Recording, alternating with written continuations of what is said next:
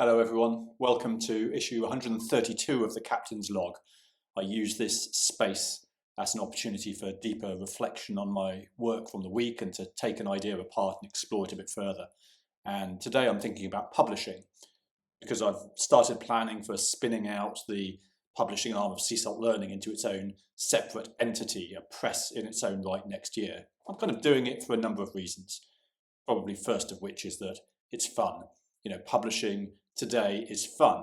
Whilst it used to be that publishing houses were the gatekeepers to sharing your work, today, with the democratization of technology, with the creative energy of a dispersed community, publishing can be enormous fun and an enormous challenge. I've been through this myself with the kickstarting of The Humble Leader and some other projects before that, and seeing projects like A Profound Waste of Time, a video game magazine, crowdfunded by this global audience, a phenomenal publication, a beautiful magazine. We're seeing a real resurgence of magazine publishing in this new ecosystem. The way that publishing, which was widely reported to be dying, the death of the book was a narrative 10, 15 years ago.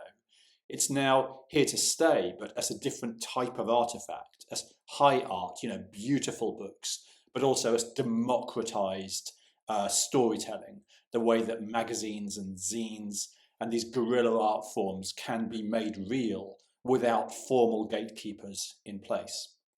Indeed, as I work towards next year, the publication of the Social Age Guidebook, one of the threads that I follow in that work is the democratization of publishing.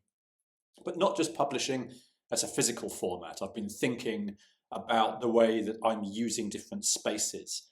The new magazine spaces like Substack. I really love Substack. I've got a number of them running at the moment for different things. Social Leadership Daily as a little video format for daily reflective practice. Learning fragments to vandalize and graffiti my own works. It's kind of like, it's a community space, but video-based, reflective. Those videos are 8 or 10 minutes. And it kind of doesn't matter if people look at them. For me, often the act of writing is part of the creative process. I don't write stuff and then publish it as perfect. It's far from perfect. I publish as part of the creative process. So I almost get layers of spaces. The blog is a first reflective space, meaning not much reflection at all, surrounded by conversational spaces like Twitter or on LinkedIn, Slack, Teams, WhatsApp.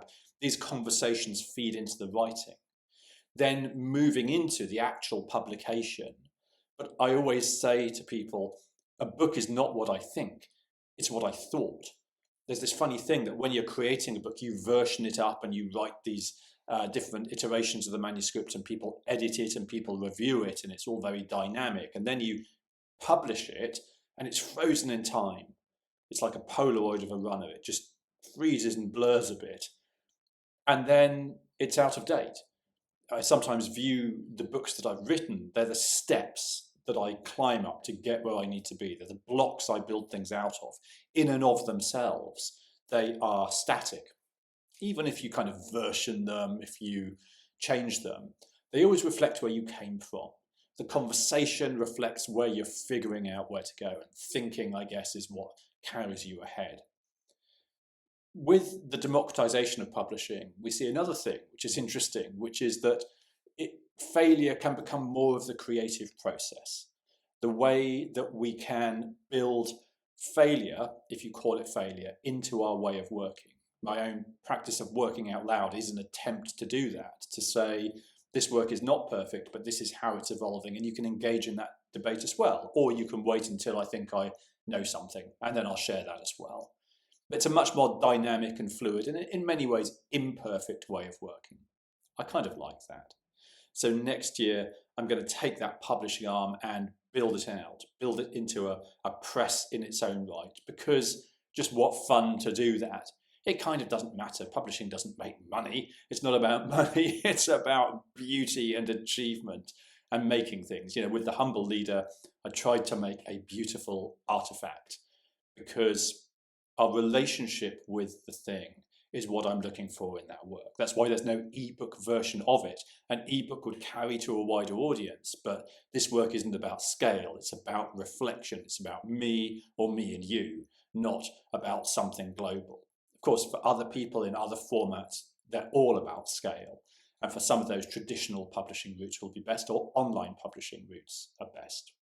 I just love the fact that the social age has given us a new context of publishing and a new relationship with the story, either as something monumental and magnificent or something fluid and adaptive. But some of the gatekeepers have fallen by the wayside. This democratization has put that capability into more hands. So what a fun time to be playing with it.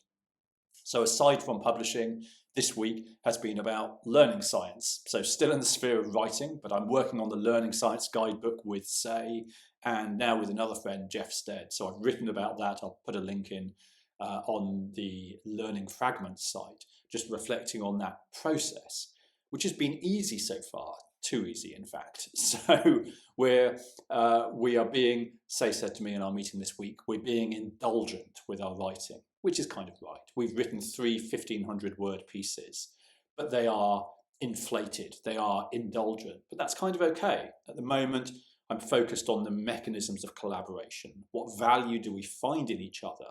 But also, crucially, what difference do we find with each other? We've talked a lot about the way this book will be not one voice telling one clean story, but it can be our individual voices exploring our lack of understanding or our difference or our dissent. That will be okay as well. We start by saying learning science is an emergent field. It's a collection of disciplines. It's not one answer in one context. It's the ability to critically think your way to an answer in your context. So I think it will be valuable when we find ourselves saying, well, I like what you've said, but I think something different. Or I want to take and add on to that. Or I disagree with what you said, and this is why. So this work will not be perfect. It will be practical, pragmatic, and evolutionary. So the Learning Science guidebook is starting to take shape. I think this will be an 18-month writing project, but we'll see how it goes. So anyway, I hope you've had a great week. Thanks for being part of this work. The Captain's Log, I say, a sort of slightly deeper reflection on aspects of the social age. If you have any questions, get in touch. I'll see you next week.